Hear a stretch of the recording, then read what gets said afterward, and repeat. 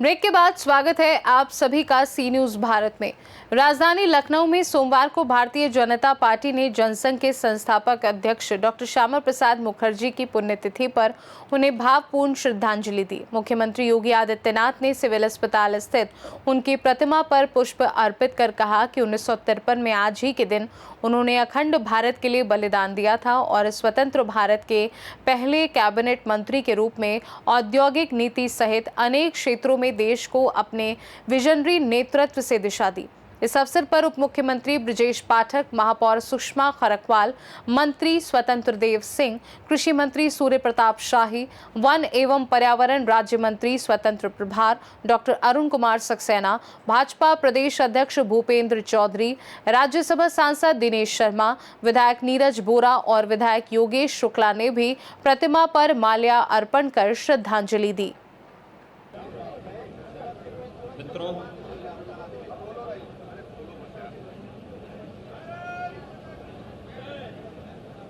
आज भारत माता के महान सपूत भारतीय जनसंघ के संस्थापक अध्यक्ष डॉक्टर श्यामा प्रसाद मुखर्जी जी की पावन पुण्यतिथि है।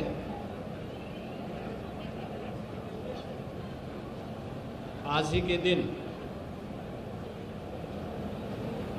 1953 में डॉक्टर श्यामा प्रसाद मुखर्जी जी ने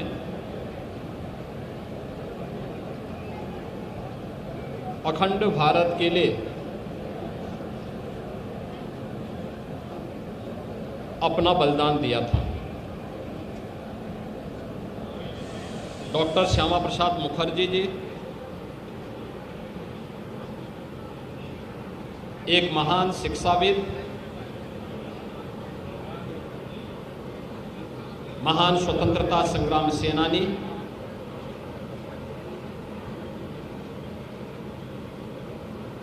और एक भारत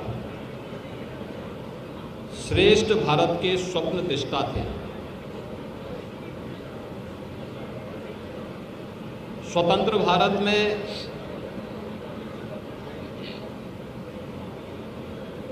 कैबिनेट मंत्री के रूप में उन्होंने देश को अपने विजनरी नेतृत्व से लाभान्वित करके देश की औद्योगिक नीति को तय करने में बड़ी भूमिका का निर्वहन किया था।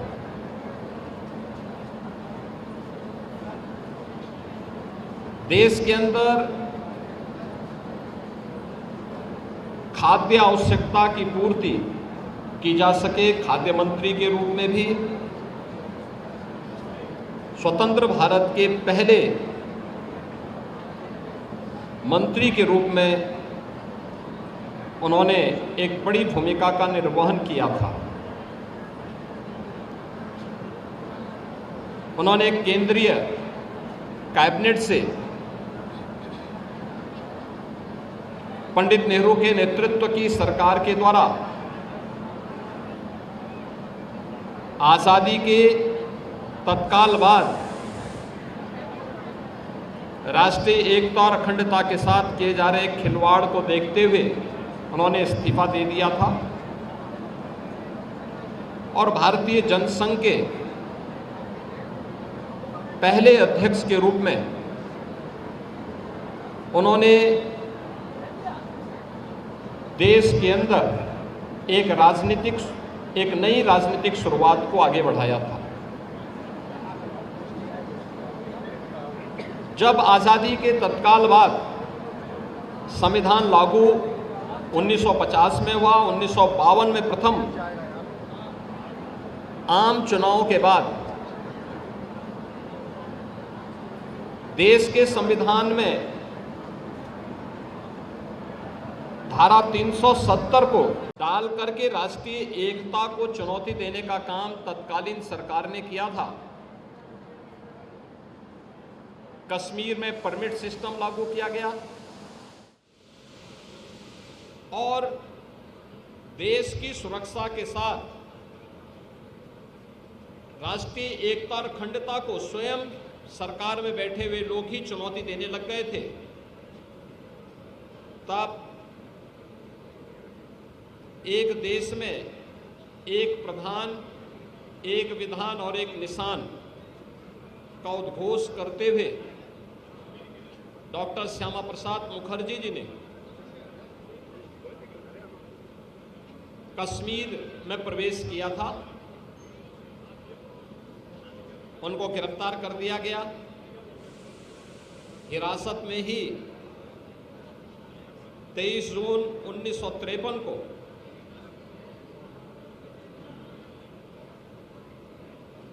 जम्मू कश्मीर के जेल में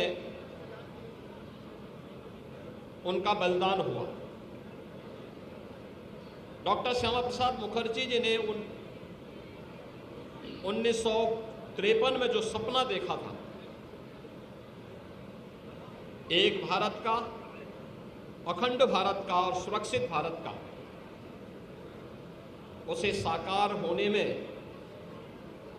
65-66 वर्ष लगे। जब प्रधानमंत्री मोदी जी के नेतृत्व में 5 अगस्त 2019 को कश्मीर में धारा 370 समाप्त हुई और आज जम्मू कश्मीर लोकतांत्रिक मूल्यों और आदर्शों के साथ भारत के संविधान की भावनाओं के अनुरूप एक भारत श्रेष्ठ भारत की इन परिकल्पनाओं को साकार कर रहा है। कश्मीर में धारा 370 का हटना डॉक्टर श्यामा प्रसाद मुखर्जी जी के प्रति प्रधानमंत्री मोदी जी की और भारतीय जनता पार्टी नेतृत्व की सरकार की एक कृतज्ञता है। भारत माता के ऐसे महान सपूत को,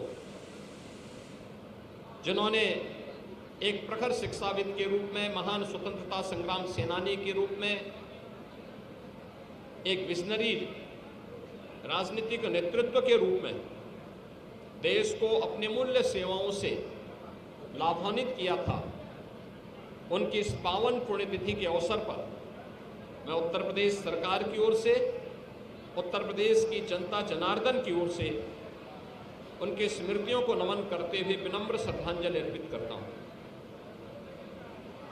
पुण्यतिथि कार्यक्रम में उपस्थित सभी नेताओं ने डॉक्टर मुखर्जी के राष्ट्र हित में दिए गए योगदान को याद करते हुए उन्हें सच्ची श्रद्धांजलि अर्पित की। फिलहाल के लिए खास रिपोर्ट में बस इतना ही। देश दुनिया की बाकी खबरों को जानने के लिए आप देखते रहिए सी न्यूज़ भारत।